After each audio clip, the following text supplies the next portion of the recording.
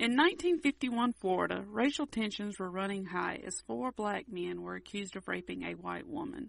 When NAACP activist Harry Moore took up the cause on behalf of the men, he would put himself and his family right in the eye of the storm. Join us as we discuss the murders of Harry and Harriet Moore and dive into the darkness, one crime at a time.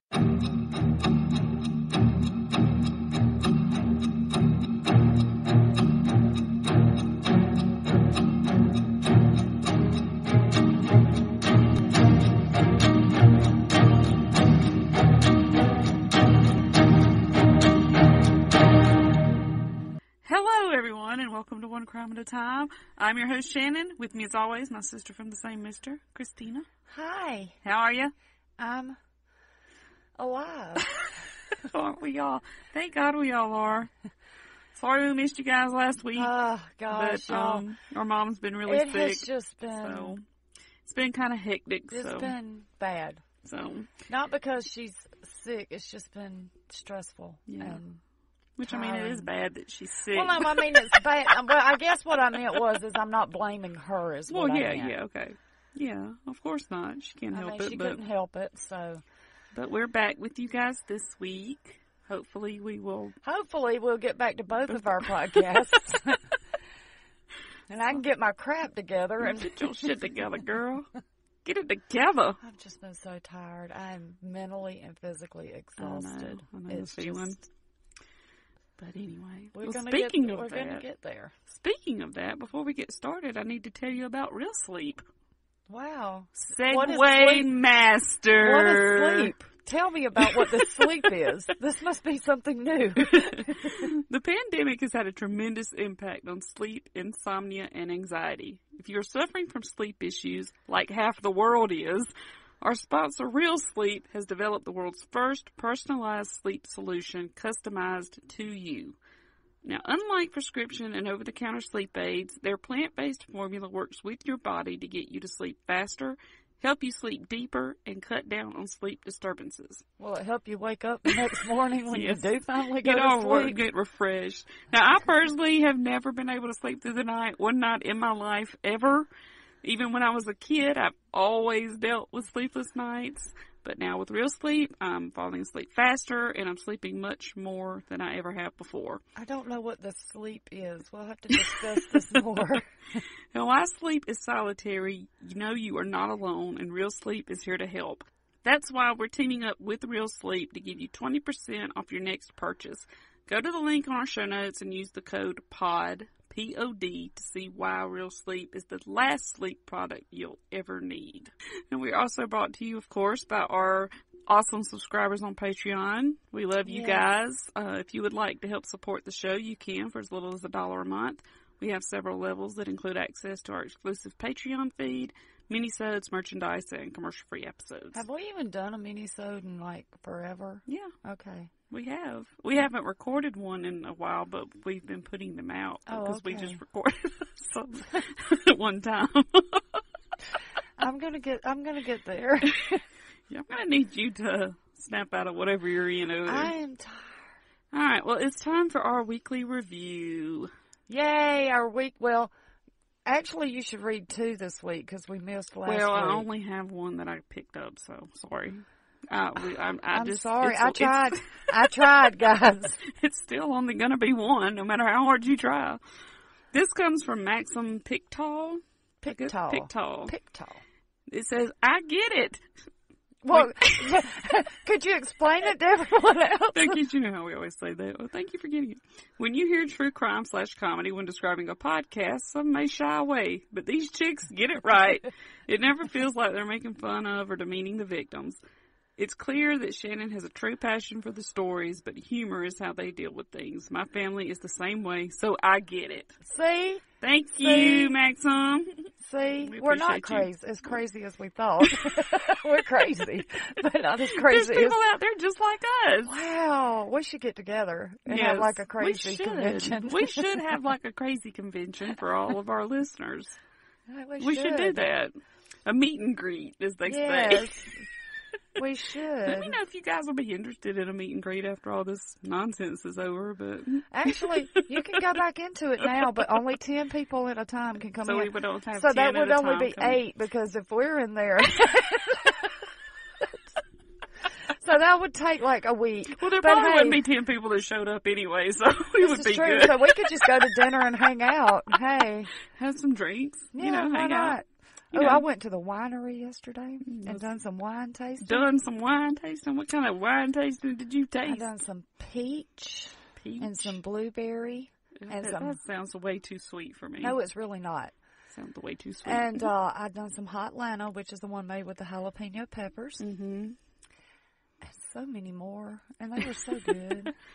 Would you like to give a shout out to the winery? Yes, it's Warm Springs Winery. Warm Springs Winery? Maybe I don't have a migraine. Maybe it was something else. Maybe you shouldn't give a shout out if you can't even pronounce it's Warm the name. Springs Winery in Warm Springs, Georgia. Okay. Not far from the little White House. All right. Well, I haven't gone there, so. Oh, you should go. Maybe one day. Maybe. Because you can taste up to like 12 wines, and then you get a free wine glass and a free bottle of wine. Wow. Mm-hmm. Oh, so that might be it's worth it. It might be worth it. I come home with 7 bottles of wine, but that's beside the point. Whatever. It's been a rough month, okay? Okay, guys, so without further ado, yes, let's get into our story. Now, Harry Tyson Moore was born on November the 18th, 1905 in Houston, Florida, which was a tiny farming community in Suwannee County in the Florida Panhandle. Suwannee. I like that word. I don't know why. Suwannee. Yeah, Suwannee. Suwannee. Let's just keep saying that for an hour and a half. Suwannee. He was the only child of Johnny and Rosa Moore. Now, his father tended the water tanks for the Seaboard Airline Railroad and also ran a small store in the front of their house. Awesome. Now, Johnny Moore's health faltered when Harry was 9 years old, and he died in 1914. Oh. So this left Rosa to try to manage alone, working in the cotton fields and running their little store on the weekends. But in 1915, she sent Harry to live with one of her sisters in Daytona Beach, Florida. The following year, he moved to Jacksonville, where he spent the next 3 years living with 3 other aunts, Jessie, Adriana, and Massie Tyson. Okay. Now, Jacksonville has been described as kind of the Harlem of Florida at the time. Now, Jacksonville had a large and vibrant African-American community with a proud tradition of independence and intellectual achievement. And the town was full of successful, educated, enlightened people, and it had a profound effect on Harry to see people, with his same skin color that were educated, had built up this community, were accepted in the community, and so this would prove to be the most important period in his formative years. Now, Moore's aunts were all educated, well-informed women. 2 were educators, and 1 was a nurse, and they took this boy into their house on Louisiana Street and treated him like, he was their son that they'd never had. And under their nurturing guidance, Moore's natural inquisitiveness and love of learning were reinforced. Now, after 3 years in Jacksonville, he returned home to Suwannee County in 1919 and finished high school there. Okay. He then enrolled at Florida Memorial College. Okay. And over the next 4 years, Moore excelled in his studies, earning straight A's except for 1 B. He got 1 B in 4 years. No. He was nicknamed Doc by his classmates. And there were even stories of him helping his math teacher with math problems that the teacher wasn't able to solve. I'm not going to say anything. So Harry was teaching the teacher. I'm not going to say anything. Now, as we all know, these years were ones of pervasive racial violence that more often than not went unchecked by officials. And just before the 1920 election, the Ku Klux Klan marched in downtown Orlando specifically to intimidate black voters to keep them away from the polls. Well, why else would they be walking? To promote their company? Yeah. Stupid asses. For real. Now, this was a time when that could happen because the Klan had basically complete impunity because most law enforcement were members of the Ku Klux Klan at the time. Not only law enforcement, congressmen. Well, yeah, I mean, for real, everybody. I mean just all over the country. Yeah. Congressmen, Yeah. mayors, governors. Yeah. I The mean, establishment, basically. Basically, everybody. So that's how they were able to get away with all this crap. Stupids.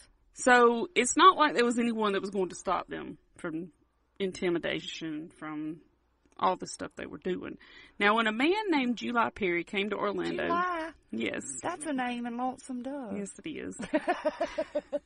He came to Orlando from nearby Oconee, Florida, to vote. He was beaten, shot, and hung from a light post. And then the primarily African-American town was burned in a mob rampage that killed dozens. Just because a little man tried to go vote. Okay, people, look.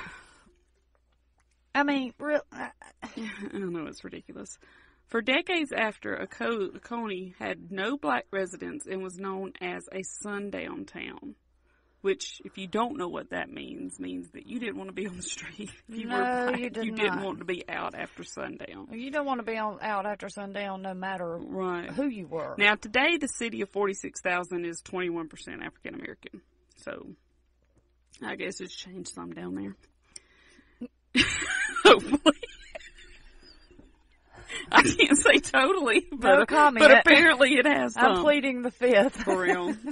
Now, in May 1925, at age 19, Harry graduated from college with what is referred to as a normal degree. And the reason it's called a normal degree is because it was the degree that white people were allowed to get. And most black people were not allowed to get a normal degree. Look, was he a doctor? Was he a lawyer? What was he? When he got his degree. He was a school teacher. Okay, then it's a teacher's degree. Yes, exactly. I mean, get over yourselves, people. And he accepted a teaching job in Cocoa, Florida. I like that little Brevard County.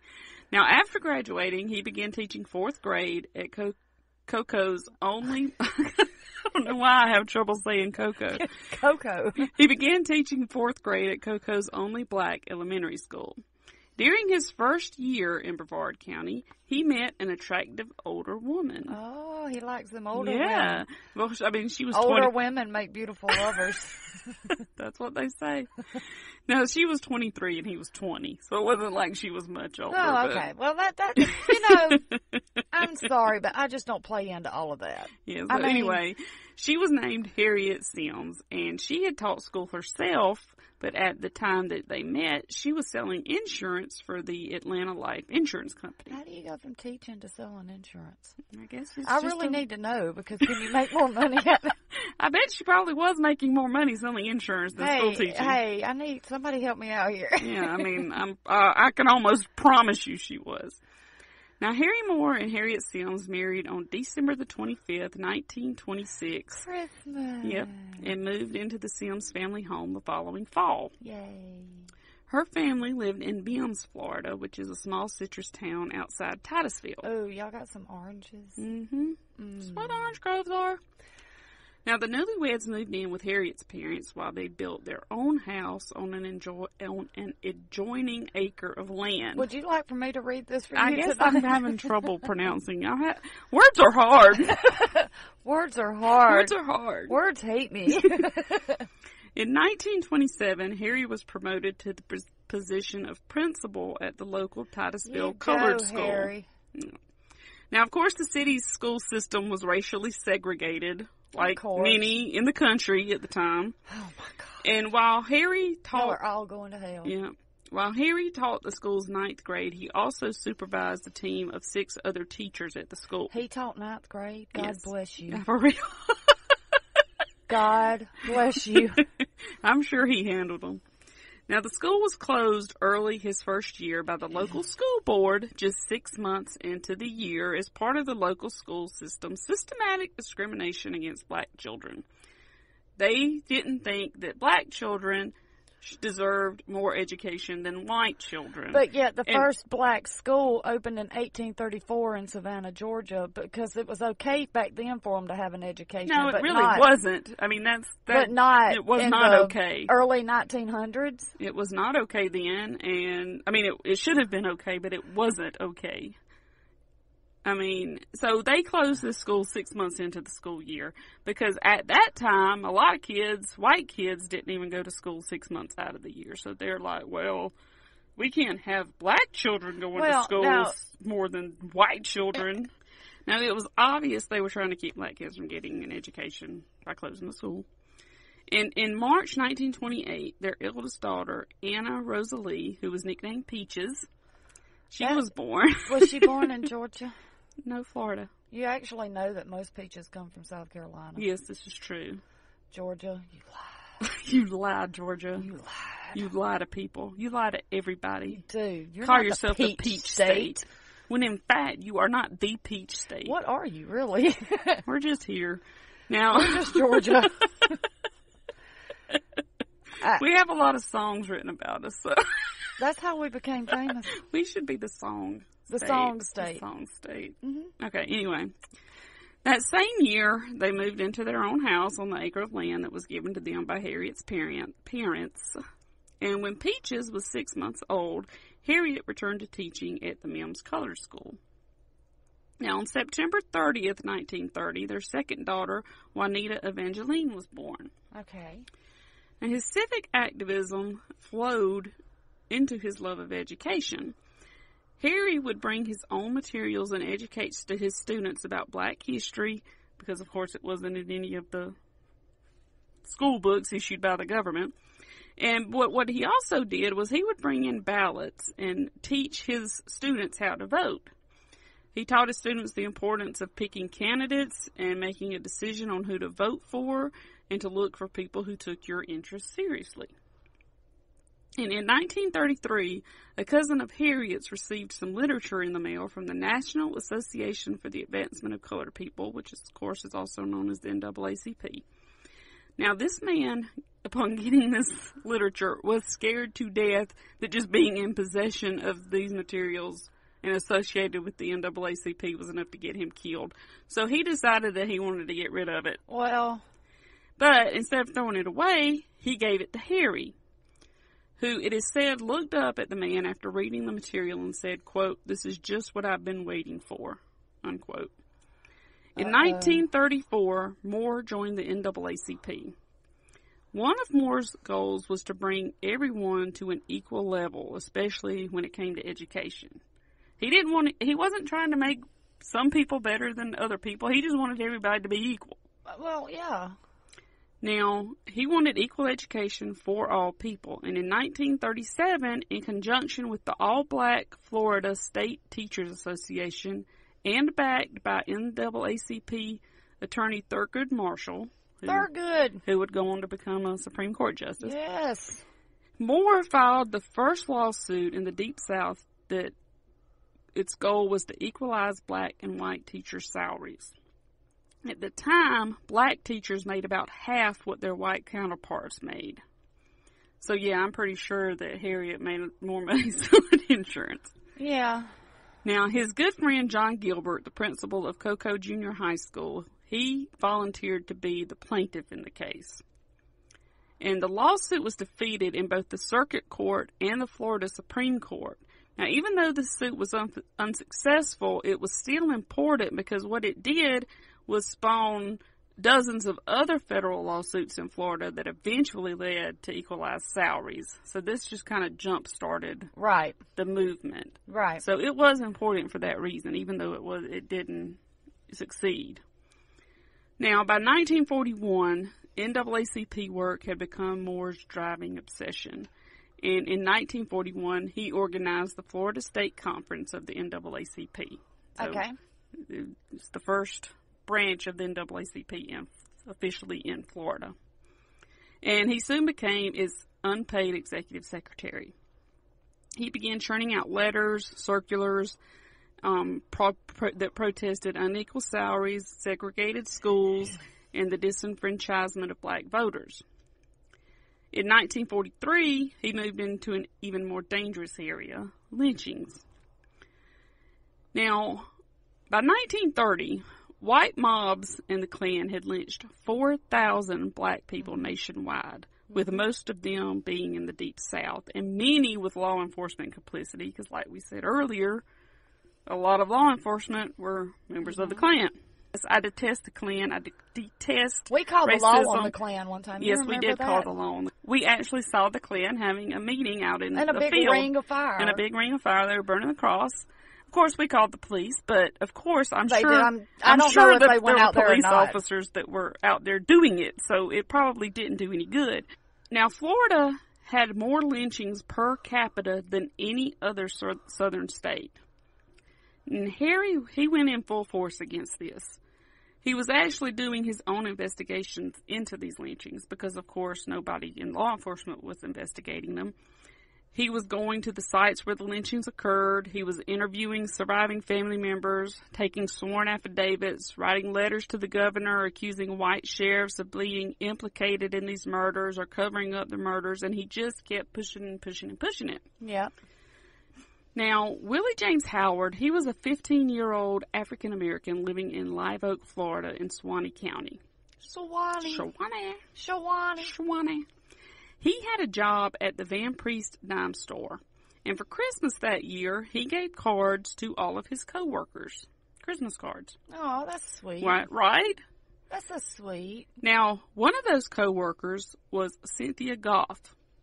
She was working her Christmas break at the Five and Dime to make a little spending money. Now, Cynthia was a student at Suwannee High School. She was pretty popular, the daughter of a former state legislator. She was white. Now, when she received the card from Willie James Howard, she got upset. Why? It's just a Christmas card. Jesus. And when Howard learned that the card upset her, he actually wrote her a letter of an apology, which he gave her on New Year's Day, 1944. And the letter read, I'm going to read this letter. Dear friend, just a few lines to let you hear from me. I am well and hope you are the same. This is what I said on that Christmas card. I hope you will understand what I mean. That is what I said. Now please don't get angry with me because you could never tell what may get in somebody. I did not put it in there myself. God did. I can't help what he does, can I? I know you don't think much of our kind of people, but we don't hate you all. We want to be your friends, but you won't let us. Please don't let anybody see this. I hope I haven't made you mad. If I did, tell me about it, and I will forget about it. I wish this was a northern state. I guess you call me fresh. Write and tell me what you think of me, good or bad. Sincerely yours, he signed it, YKW for Cynthia Goff. I love your name, I love your voice. For a sweetheart, you are my choice. Okay. So I think it sounds like he had a little crush on her. Yeah. And, she got that card. She was upset. He's trying to apologize. He's like, look, I can't help how I feel about you. I didn't put these feelings in me. God did, but, he says, please don't let anybody see this. I'm apologizing. I'm sorry that I didn't mean to upset you. Now, Cynthia was offended by the card and by the letter. Get over yourself, Cynthia. And she gave them to her father, Phil Goff. Phil Goff. Who was the Live Oak postmaster and, as mentioned before, former state legislator. Now, Goff, along with his friends S.B. McCullers and Reg H. Scott, they allegedly went to Willie's house. Oh, my God. Really? Willie's mother, Lula, said the men pulled a gun and forced him into their truck. They then drove to the Bond Howell Lumber Company where Willie's father, James, worked and picked him up and took them with him. From there, they drove to the Suwannee River east of Suwannee Springs, Florida. The three men bound Willie James' hands and feet while his father watched helplessly. Then, according to Willie's father, they held a gun against his head and forced him to jump into the river, telling him he could either jump or be shot. I think I'd rather be shot.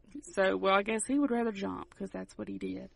Now, Goff, McCullers, and Scott signed an affidavit which stated that they had only wanted James Howard to whip his son, and rather than be whipped by his father, Willie had committed suicide by jumping into the river. Oh, bullshit. Now, you cannot tell me he'd kill himself over taking a whipping. I mean, come on, people. Such bullshit. It's such bullshit.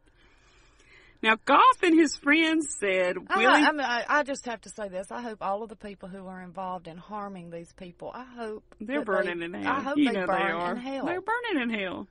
Now, Goff and his friends said Willie James defied them and said he wasn't going to take a licking from white people and slipped from the bank trying to get away. Oh, no, he didn't. Get over yourself.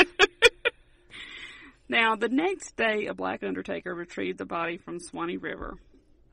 Now, at the end of January 1944, Thurgood Marshall wrote Florida Governor Holland demanding the three men be punished. Governor Holland wrote Marshall back and suggested the evidence be presented to a Live Oak grand jury, but he warned that it would be the word of one black man against the word of three white men. Oh, my God. So he's basically telling them why bother, basically. You know, that's what he's saying. Why even bother? Because a kid was just killed. Well, that's why you bother. Well, Marshall took it to the grand jury anyway. And surprise, surprise, the grand jury failed to return an indictment, and the case was largely forgotten, except by Harry Moore. Now, Moore conducted his own investigation, and using the Howard lynching as his rallying cry, he also appealed to the NAACP leadership for help in getting a federal investigation started. Because he's trying to get the people at the national level to put pressure on the federal government. They were just as bad. A lot of them. Yeah, the federal government. Yeah, the federal authorities. As bad. Yeah. Now, the federal government claimed it lacked jurisdiction. You're federal. You don't lack jurisdiction anywhere. Well, technically yes, but there's ways that they can to get around that. But that was the excuse that they would use this excuse over and over again. But what I find funny about this jurisdiction debate is they don't mind. They have jurisdiction when it suits them. You know, and supposedly they don't have jurisdiction unless a crime is committed across state lines. That's supposedly the big thing that gives federal government jurisdiction. Yes, it is. I mean, legally, yes. But my point is, they will come in and take over a case at times when it suits them. They did with the Medgar Evers case. They came in and take over a lot even to this day. Yeah, that's what I'm saying. They may say that that's when they're supposed to take over, but that is bull crap. Well, I'm just saying that they can come in and take over any time that they see fit to do it. Well, technically they can't, but my point is they do. Now, whether they're called in or whatever, but when my thing is...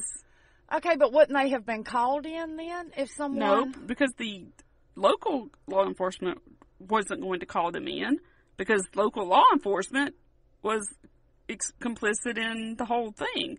They weren't going to call the FBI in over three white guys killing a black boy. I would think, though, that if a citizen contacted the federal authorities, that they would at least come and look into it. No. The FBI's not going to do that just because a citizen calls. No. They're going to claim that they lack jurisdiction and can't do anything about it because they don't want to do anything about it. They don't want to be involved. You all suck. So, like I said, they claim they lack jurisdiction, and like so many other lynchings, this one went unpunished, as usual. No charges. The federal government was just as bad. Yeah, no charges, let alone convictions, followed. I mean, there were not even any charges. Now, James and Lula Howard, fearful for their lives, they left town after the funeral. They moved to Orlando and never returned. After moving to Orlando, James Howard recanted his version of events, but I tend to think that he was probably told, hey, you recant this or else. I'm sure he was pressured to recant by some certain people. Yeah. Don't you think? Probably. I mean, I don't know why he would have lied to begin with, and the story about them just wanting his dad to whip him to spank him. Okay, And him killing himself doesn't if make any sense. of them actually believe that shit, Doesn't make any sense whatsoever. y'all are more stupid than the people who actually done it. Now, the perpetual inaction in cases like Howard's, in which no one's arrested, no one's tried, no one's convicted, it spurred Moore to take action. And in 1947, he wrote a letter to Florida's congressional delegation in which he said, quote, "We cannot afford to wait until the southern states get trained or educated to the point where they can take effective action in such cases. Human life is too valuable for more experimenting of this kind. The federal government must be empowered to take the necessary action for the protection of its citizens," unquote. So he's just calling out the federal government saying, if you don't do anything about this, then you're just as he's calling out the federal government saying, if you don't do anything about this, you're just as guilty as everybody down here. Because you need to step in and do something. Now, from that point until his death, Moore investigated every single lynching that occurred in Florida.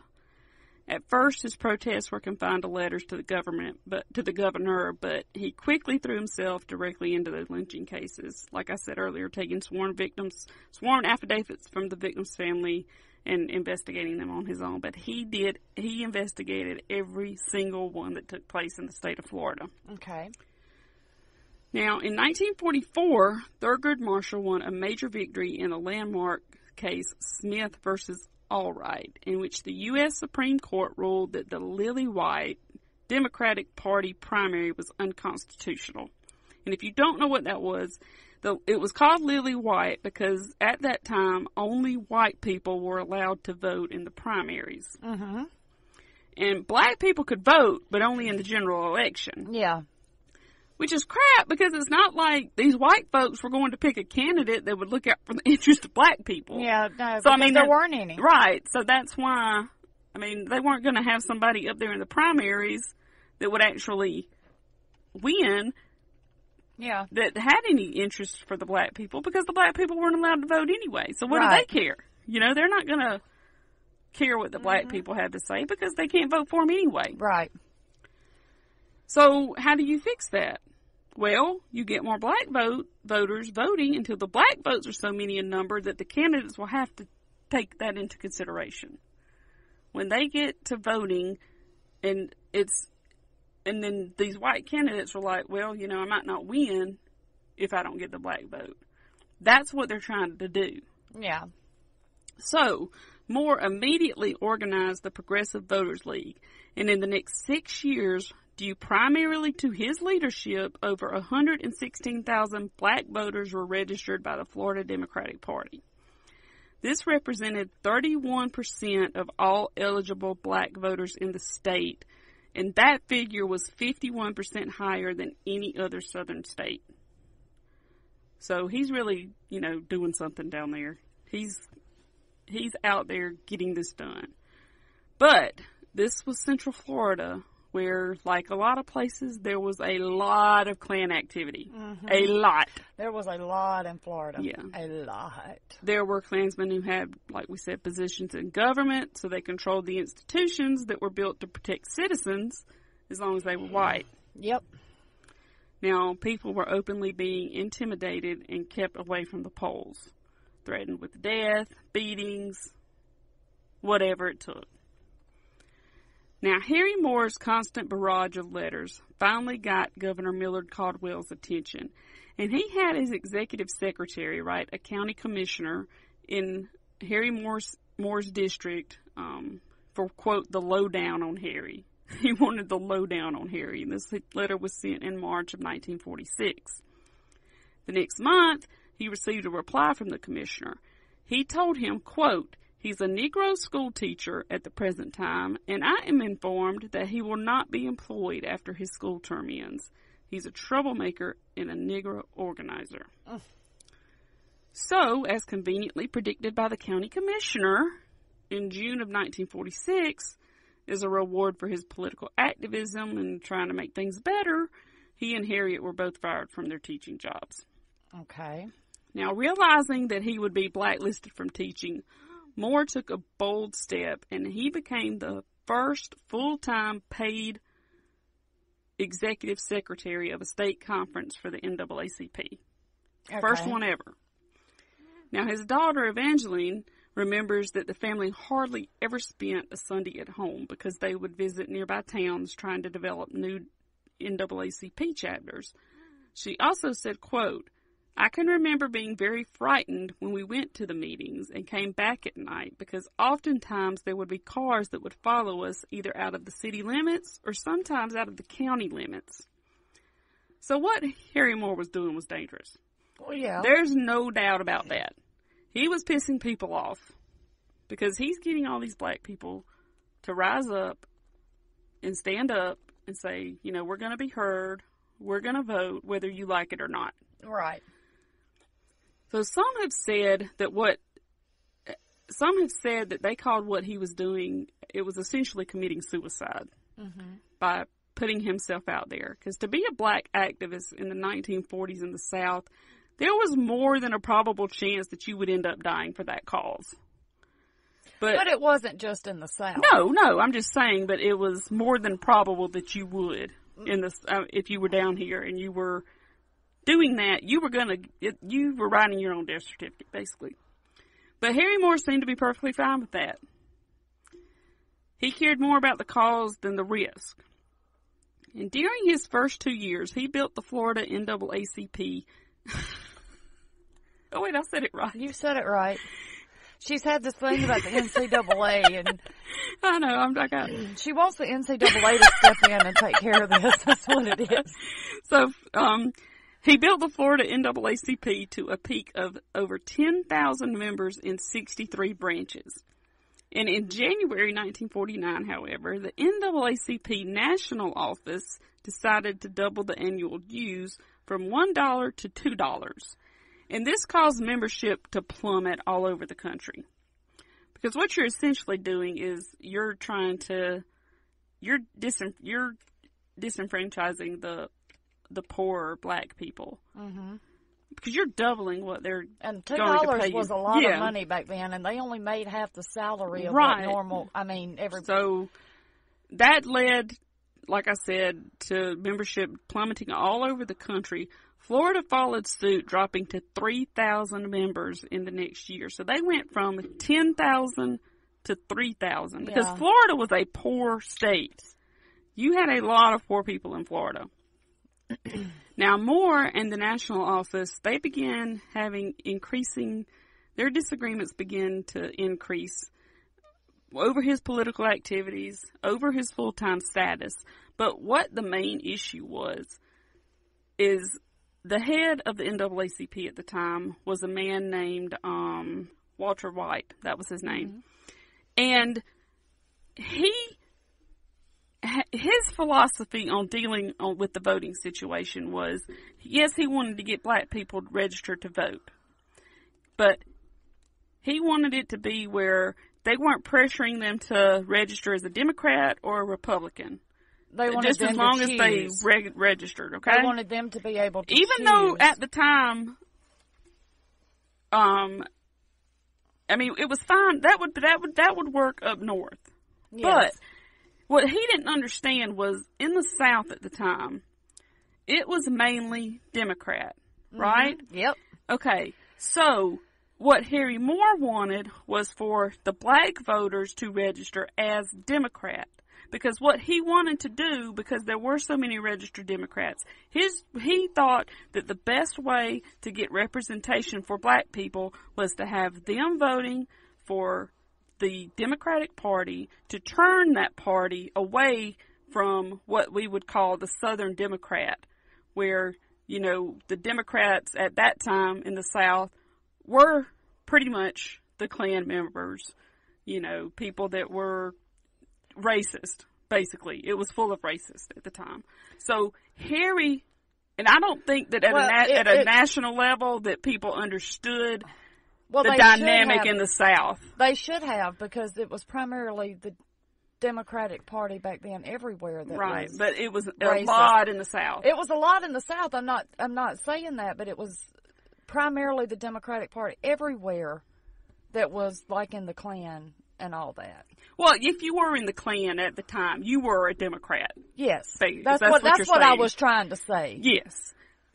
And Harry Moore, who lived with this every day, saw it every day, knew who was in this party, knew where these ideas were coming from. Mm-hmm. He wants to basically have black people infiltrate that party. And change it.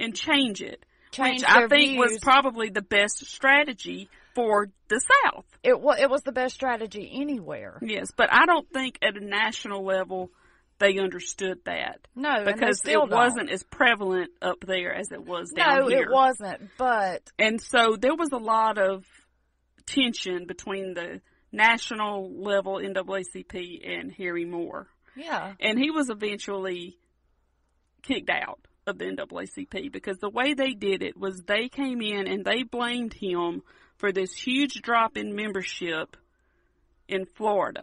Because, it went from 10,000 to 3,000. But what the actual cause was them doubling their registration fees.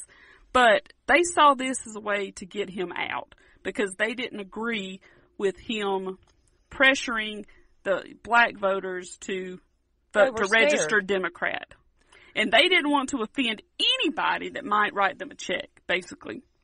Oh, of course. And so, at the national level, they froze him out, basically. Got rid of him, took him out of the NAACP, and blamed it on the drop in membership, which was actually caused at the national level by doubling the dues. Mm-hmm. So that's how that went down. Now, Harry had also made an enemy of Sheriff Willis V. McCall. Now, Willis Virgil McCall was sheriff of Lake County, Florida. He was elected for 7 consecutive terms from 1944 to 1972. Yep. He patrolled his territory with his pearl-handled revolvers and was the poster boy for racist Southern sheriffs. Yeah. And he wasn't about to let Harry T. Moore change the way business was done in Lake County, Florida. So, just so you will have a clear idea of who Willis McCall was, here's a quote. Lord. This is a quote from him, okay? Oh, Lord, please, because I cannot stand that man. Never met him. But I can't stand him. He's a piece of shit. Quote, I don't think there's any question about it. The white race is a superior race to the black race. Oh, my.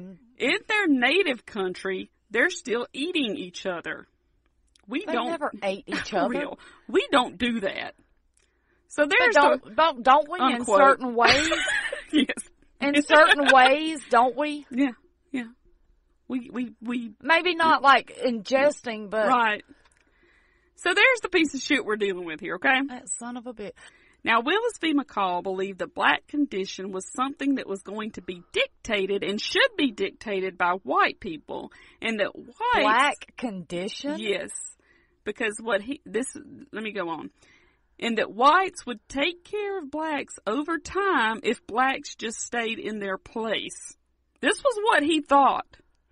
That if you just sit there, keep your mouth shut, do what you're supposed to do, we will take care of you. Is that condition? The black condition. What, are you going to cure their blackness? Or I'm not understanding what... The black condition. What he's saying is... What he's saying the condition is them rising up, getting out of their place, that the whites needed to step up, put the black people back in their place. Okay, but wait a minute. Have them sit there, tell them to hush your mouth, we will take care of you. But didn't we try that back in the 1800s we did. And it didn't work? We did. We already tried that. It didn't work. It didn't work. Exactly. So, I mean, it's... I'm not trying to... I know you're bring up anything. But you're exactly right. The white people did try that. It didn't work. Because that's not our place. It's God's place. That's not why we were put here. That's not our place. We're not so of course it didn't work. We're not superior to anyone. So of course it didn't work. But he wants to supposedly go back to trying that. A reporter for the Orlando Sentinel who knew Willis McCall stated that people were afraid of him. You think? Heck, I'm afraid of him. And it's It's crazy. 2021. He is said to have ruled his county with an iron fist. Within 1 year of taking office, 6 African-American grove workers charged him with brutality. Yeah, but I can see that. Civil rights groups, the FBI, and Florida officials would go on to investigate McCall 48 more times during his time as sheriff. You know who I think of, and I'm not saying that the one in this movie, that the sheriff in this movie is racist, but you probably know who I'm talking Buford about. T. Justice. Yes. Yeah, he's racist. This is Buford T. Justice. So if y'all want to get a mental picture kind of what that is exactly. Yes, go watch Smokey and the Bandit, Buford T. Justice, and that is who we're talking about. Yes, exactly. I think that character was based on this sheriff. On McCall, it very well could be. Yes, exactly. So, there you go. Exactly. Glad to help y'all out with that. It's exactly who I pictured. And I didn't even have to finish my statement. That was amazing. Now, 1 year after McCall became sheriff of Lake County, black veterans began returning home to their small towns. See, they'll fight for us, but we can't reward them. Right. And we have to keep pushing them down. When you get back home, you sit down and you be quiet. Oh, fuck off. So, black males who had been in Europe and who had been allowed to be in an integrated society for 2 or 3 years, doing things with white people, going to any place they wanted to in cities like London and Paris, they're now suddenly coming back to Groveland and literally being told to get back in the fields. Literally. And when I say literally, I mean literally. In fact, McCall would actually go get black workers if they did not show up for work in the groves where they were employed. Are you fucking kidding me? No! This is not... It's not slavery. Slavery was ended in 1865. Yes, this guy's still living in that time. He saw his role as protecting the economy, and by extension... Protecting the economy? Yes. Wouldn't the economy be boosted if these people were allowed to go out and work like normal and spend their money like they're normal? Well, he's saying he's protecting the individual grove owners, because if these people aren't showing up for work, then it's his duty. They would have to work, and oh my God, the horror. And it's his duty to go make sure that they're out there working for these grove owners, and in turn, that's him protecting the Florida's economy. No, that's you telling somebody that that's their place. Right, exactly. These grove owners, if they don't show up for work, they don't get paid. Right. So how is that hurting them? Right, But you had a number of these black veterans who wanted more out of life. And so in a place like Groveland, you had people like Sammy Shepard coming back from the war and not wanting the life that his ancestors had had. I don't blame him. Now, Sammy Shepard, he was also an unusual case for the time because his father owned a home, owned some property, so he was more independent than most blacks, and Sammy Shepard had grown up with that independence. See, that's what confuses me. It's because even when slavery was going on, not all of your African Americans were slaves. Mm-hmm. So I don't understand where it turned that all black people had to be suppressed and couldn't own things and couldn't... When we were told that we couldn't own them. You know how we are when we get told we can't do something. And I'm just. Well, okay, first of all, no human has the right to own another human being. That's the whole reason God sent Moses into Egypt to free the Israelites. It's the same thing. It's the same thing, people. Hello? They were, and by the way, they were brown too, okay? They were brown people. Yes. Jesus wasn't white, people. No, he was not. So...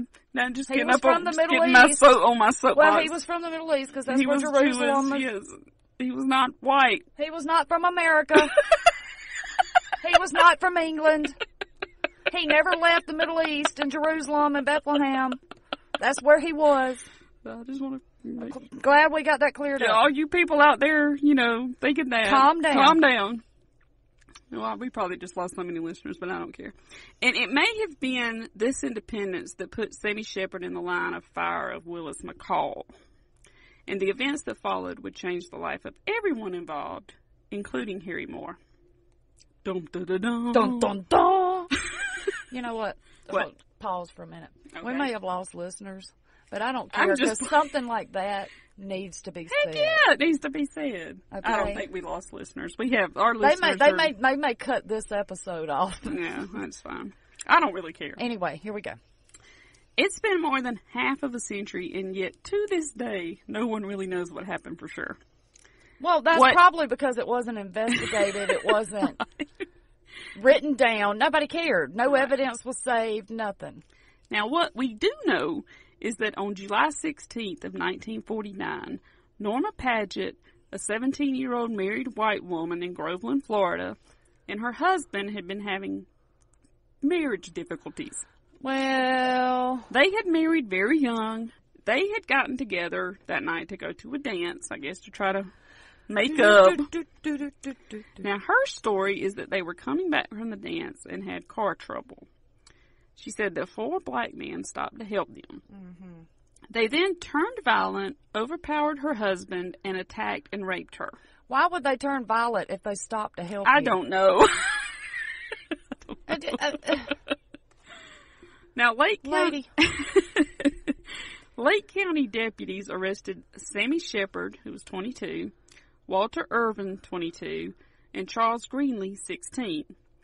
The 3 were arrested less than 15 hours after the alleged rape took place. And let me get, were these even the ones that she said did it? So a lot of, or did they just go arrest some random black I don't know. kids? And to this day, nobody really knows how it's 4 people that actually came up on the radar.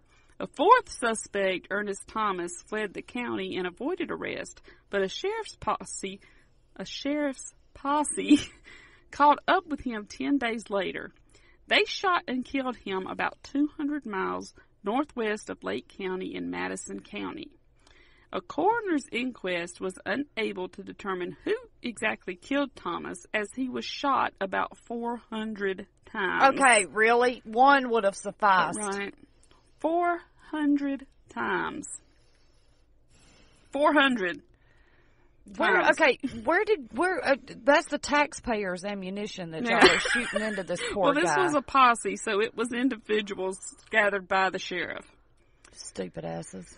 Now, one would have been fine. What? Yeah. Could y'all not aim real good? 2, maybe. So y'all said, well, let's just shoot him as many times as possible so we know he's dead? Really? Were there any places on his body that didn't have a hole in it? I don't know. 400. That's a lot of fucking gunshots. I mean, that's what I'm saying. That's a lot of fucking gunshots. Now, as word spread about the alleged rape, an angry crowd of whites from all over Central Florida, they come from as far away as Orlando, and they gathered at the county jail in Tavares and demanded that McCall turn the suspects over to them for lynching. No, because even if they had have done this, which I don't believe they did, even if they had have, they still get a fair trial. Yes.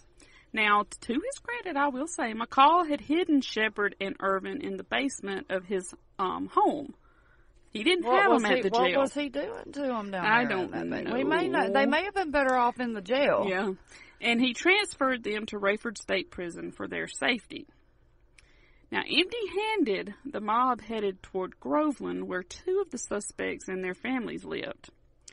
Unrest continued, and on the 3rd day, McCall and several prominent businessmen warned black residents to leave town until things settled down, which many of them did. McCall called the Florida governor asking for National Guard troops to be sent to Lake County, but by the time the troops arrived, the mob had already burned several buildings to the ground, including the family home of Sam Shepard. Because that was going to solve everything. That's just so fucking stupid. It's so fucking stupid. The violence was started and conducted mostly by KKK members from Orlando, Winter Garden, and Apopka. Excuse me. That's a name you don't hear very often. Yeah, Apopka. Harry Moore wrote the governor numerous times asking that appropriate action be taken against mob leaders responsible for the vandalism and terrorism, but authorities never convened a grand jury or arrested a single member of the mob. Of course they didn't. Harry Moore continued a relentless assault on McCall and the state for the handling of the case, and once again he launched his own investigation. He secured affidavits from the 3 surviving defendants, and the Florida NAACP then publicly charged that the 3 black suspects had been beaten severely by law enforcement officials in order to get a confession. Of course, McCall called the charge a damn lie. Oh. But there's pictures of them, and yes, you can tell that they were beaten. Oh, my God. They were beaten. And I don't doubt one second that it was law enforcement. That's why he had them at their house. Right, exactly. I'm not stupid. He wasn't going to take them to his basement for safekeeping. Exactly. I know. A grand jury indicted the 3 rape suspects. Shepard and Greenlee later told FBI investigators that deputies beat them until they had confessed to the crime. U.S. Attorney Herbert Phillips failed to return indictments against Lake County Sheriff's deputies James Yates and Leroy Campbell for their roles in the beatings. Of course he did. Of course he failed. He just failed. It's all on him. Now, Groveland defendants Walter Irvin, Sammy Shepard, and 16-year-old Charles Greenlee were convicted in 1949, and Irvin and Shepard were sentenced to death. Now, Greenlee, because he was only 16, he got a life sentence. Okay. But in spring 1951, the Supreme Court struck down the verdict and ordered a new trial. So that tells you right there that there's something fishy going on here. Well, yeah. You know. Now, Thurgood Marshall was afraid that Charlie Greenlee, who was now 18, he was afraid that if he got reconvicted, that he would then be sentenced to death, since he's 18 now. So he wasn't... No, they can't. And I'm going to tell you why, because even if he'd have committed the crime, I'm not saying he did, he committed it when he was 16. It doesn't matter to these people. A judge, I know it doesn't. A judge will do whatever he wants to. I know it doesn't to them, but if they would follow the law... But Thurgood Marshall knows they're not going to. So he's afraid that he's going to get this 18-year-old now sentenced to death. So he doesn't make Charles Greenlee part of the new trial. Wait. So... did they throw the first trial out? Yes. They threw the first trial out, okay? But Thurgood Marshall, he doesn't include Charles Greenlee in that because he doesn't want him to be reconvicted and then sentenced to death. He wants him to keep his life in prison sentence. So on the appeal, he didn't include Greenlee in that appeal. Okay. So, the 2 defendants, Irvin and Shepard, they were being transported on November 6, 1951, from the state prison in Rayford to Tavares, Florida for a new trial. They were being transported by none other than Sheriff Willis McCall. Why is this guy still there? Because he was there for 7 consecutive terms. Well, when they get into Lake County, Willis McCall pulls the car over. Now, his story is that he stopped because he had a flat tire, and he stopped the car to change it. You can tell if somebody changed a flat tire on the side of the road. Now, the 2 prisoners who were, keep in mind, they were heavily cuffed to each other, restrained, tried to overpower him, and that he was forced to shoot both of them. Bullshit. Now, Sammy Shepard died at the scene, but Walter Irvin survived the shooting. Now, Irvin's story was that McCall was driving down this old country road and made a couple of remarks about the front tire being low on air. Irving said that he did not notice any problem with the car, and that suddenly McCall stopped and ordered the prisoners out and started shooting them as he was pulling them out of the car without provocation. So, of course, the authorities believed McCall. Well, of course they and did. said that he had acted in self-defense and that the shootings were justifiable. But Harry Moore did not think that at all. He didn't believe the state was going to really treat it seriously or do anything, so he went beyond just writing letters and actually got involved investigating this shooting on his own. He began taking affidavits accusing the white sheriff of being implicated in the crime, and he just really pushed the boundaries way beyond what was appropriate for a black man at that time because he was going to get himself killed. Even the NAACP advised him to step aside and to get out and warned him that if he kept the Groveland case going, he was going to be killed because he was pissing people off. Yeah. Because he just wouldn't let go of it. But I can kind of understand. Well, of course I can understand it. But his thing is, he didn't care if he was going to be killed or not. He wanted to do what was right. Right. So that's what he was doing. And so his response was, quote, "I will not retreat a single inch and I will be heard," unquote. That was his response to the NAACP. People are getting, it's one thing to step aside when you're trying to get votes for people. Right. But it's another thing to step aside when you're trying to justify the murders or unjustify somebody murdering somebody. Right. It's a different thing. Completely different thing. Now, according to a reporter, Willis did have a flat tire, and he was in the hospital with a big bump on his head. The reporter also claimed that the people who were in the panel for the jury knew very little about Willis or the case or anything else, and they cleared him, which is pretty good indication that it was an impartial jury and they didn't find any cause to believe he violated anyone's civil rights. Now, that's what the reporter said. Bullshit. But this was the county sheriff of those people's county. So I find it very... They knew him. They voted for him. Right. That's my point. So I find it very hard to believe that no one on that jury knew anything about Willis McCall. Who was this reporter? I didn't write his name down. I'm sorry. My bad. Piece of shit. If you want to know, he's on a PBS documentary about Harry Moore. I wrote down his quote. Why are they quoting that? Because that's stupid. No, I'm quoting that because they were interviewing this reporter on that documentary because I was watching. That's the stupidest damn thing I've ever heard. I put that in there. How is a sheriff, the people of a county that the sheriff works in and they vote for him, not gonna know him? They don't know anything about him whatsoever, or about this story that has been all over the news for 2 years. Bullshit. Bullshit. I'm calling bullshit on that. I don't know who the hell you are, but I think you need to go back to journalism school. I'm just saying that I think it was bullshit. Now, 6 weeks later, it was Christmas Day, 1951. It was also the Moore's 25th wedding anniversary. Okay. Now, not long after everyone in the Moore home had gone to bed for the night, at about 10:20, a bomb went off directly under Harry and Harriet's bedroom in their home. The daughter Peaches was asleep nearby, as was Harry's mother Rosa, and luckily neither one of them were injured. The blast was heard for miles around, and nearby relatives raced to the scene, and within minutes after getting there, they had gotten Harry and Harriet in the car, and they took off for the closest hospital, which was actually in Sanford, Florida, which was about 30 miles away. Right. Now, Harry died on the way to the hospital. The Moore's youngest daughter, Evangeline, she lived in Washington at the time because she was going to school, and she had been unable to get a train out for Christmas until the day after Christmas. Mm. So she left Washington unaware of what had happened to her parents. Oh. She was met at the station by her sister and her Uncle George.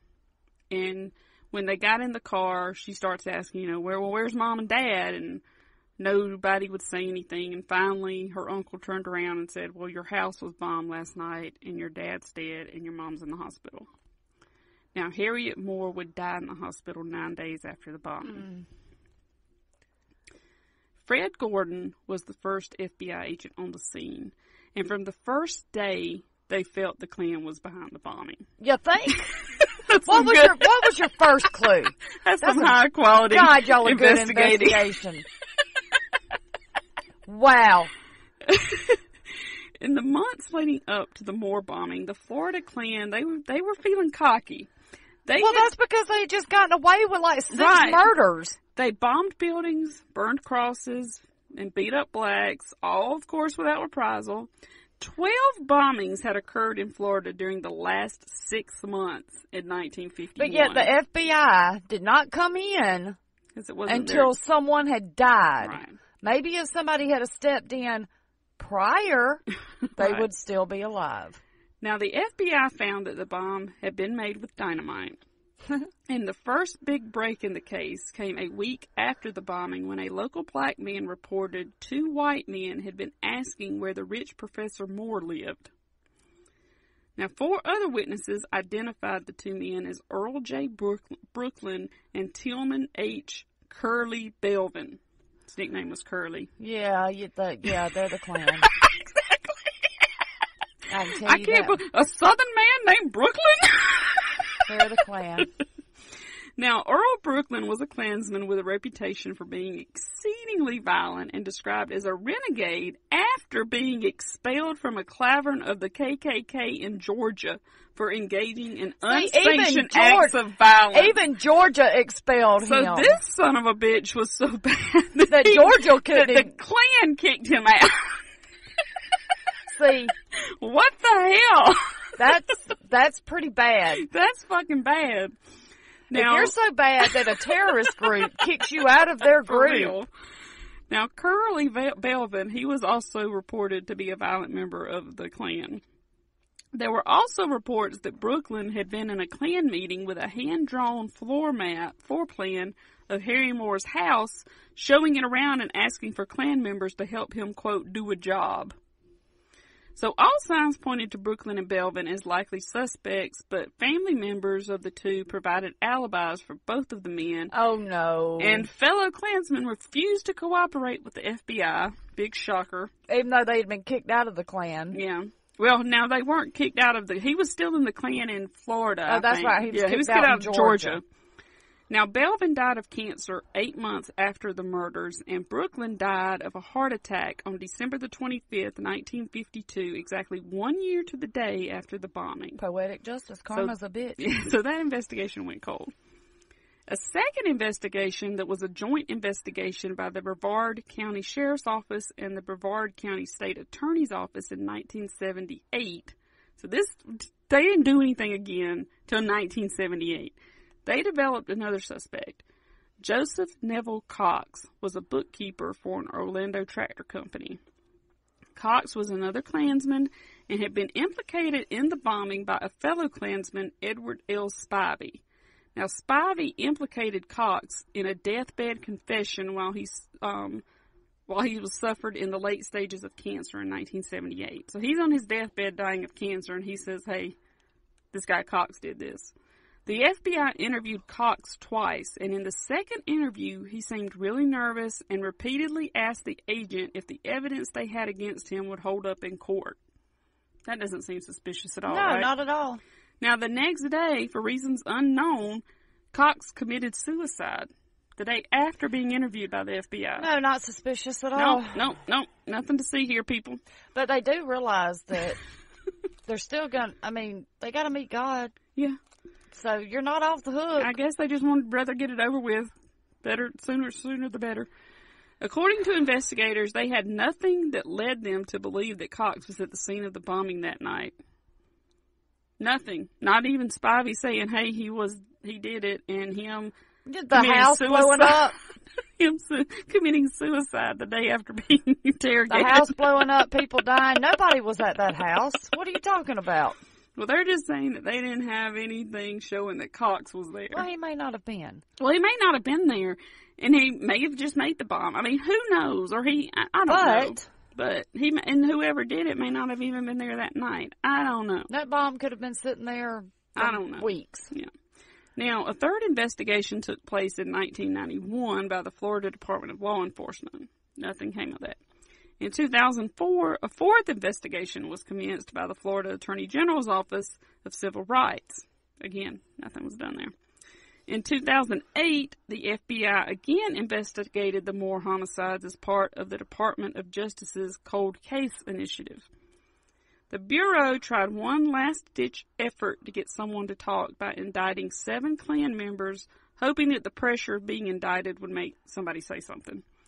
The 7 were indicted for perjury, but the judge squashed the indictment, saying a federal grand jury had no jurisdiction. Bullshit. People were murdered. Murder trumps any jurisdiction lines. Apparently it doesn't. Yes, it does. He just didn't want to help. It doesn't. He just didn't want to help. So He didn't want to get involved. So, to this day, we don't know. Harry T. Moore was the first NAACP official ever killed. And he and Harriet are the only husband and wife to give their lives to the movement. And to this day, we still do not know for sure who was responsible. And we know it was the Klan, It was obviously. the Klan. And I'm pretty sure it was Cox. That Cox was involved or somehow. Or Brooklyn. I mean, because he was kicked out in Georgia. He was a crazy son of a gun. Yeah. Now, my question to you, I just told you Harry T. Moore was the first NAACP official ever killed. Have you ever heard of Harry Moore? Yeah. Honestly? Yeah. I didn't know a lot about him, but, I mean, I've heard about him. I don't know how many people out there have ever heard of Harry Moore. Because when you look up the civil rights movement, his name pops up, but it's going to give more info on, like, Martin Luther King Jr. or Medgar Evers. Because if he would have died, he died in 1951. If he would have died 3 years later, Everybody would have known his name. Because for some reason, historically, everybody wants to say that the official beginning of the civil rights movement was 1954. It started in the 20s. It was 1954, but it started way before then. It started officially started way back in the 20s. Well, not officially. Officially, when you say the civil rights movement, it goes from 1954 to 1969. But it actually, people started fighting for civil rights back in the 20s. Yes, of course. But that's my point. I mean, you know, they started really back in the Civil War, if you think about it. A long time. It's been going on forever. Yeah. But I'm just saying our modern-day official civil rights movement officially started in 1954. But it didn't. And I just think I think historically that needs to be expanded, is all I'm saying. To give people like Harry Moore and his wife, you know, more recognition. But if you go on Google and because I bet most people have never heard of Harry Moore. If you look up the civil rights movement, his name will come up, but it doesn't. It's going to give you more information on, like, Malcolm X. Yeah. And Medgar Evers. You know, Martin Luther King Jr. and all them people who fought hard. Well, they did, but so did Harry Moore. And I just think that, those people, yes. They fought hard for what they believed in. Everybody that worked in the civil rights movement fought hard. That's not what I'm saying. And I just think we need to expand it further back, is what I'm saying. We do, because people so like many this do get more recognition. And I'm not in any way taking away from Medgar Evers and Martin Luther King Jr., but there's so many people back way before them that started this, that done good work and fought hard. And lost their lives for it, and that they need to be recognized. Right. So that's why I wanted to do this story. I just wanted to put him and his wife's name out there. But the only reason I've heard of him is because his name will pop up, but they don't give a whole lot. No, they don't. There's not a lot of information out there. Information on him.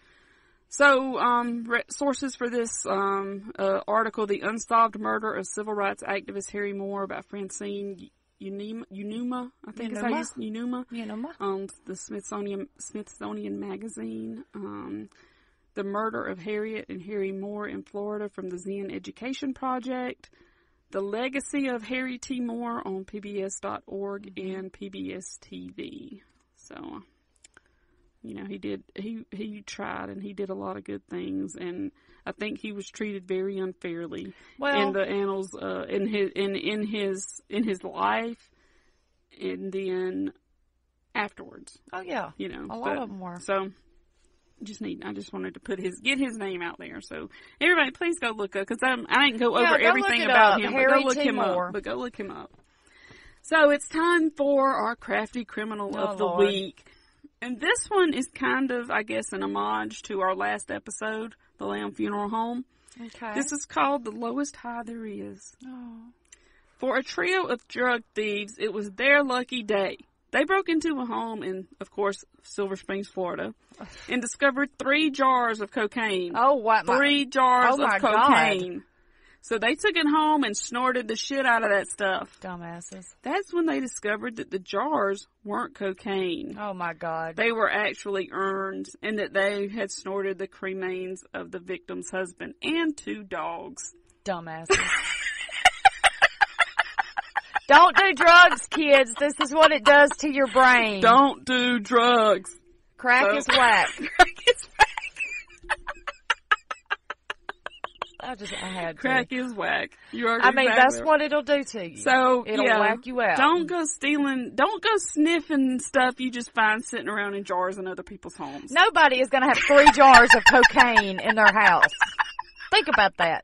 But if you weren't high on drugs, you would probably be able to deduce this better. Like, hey, this might not be drugs. It's probably once they sobered up, then they discovered that the jars were urns. Fuck. It's like they realized, oh shit, these are urns.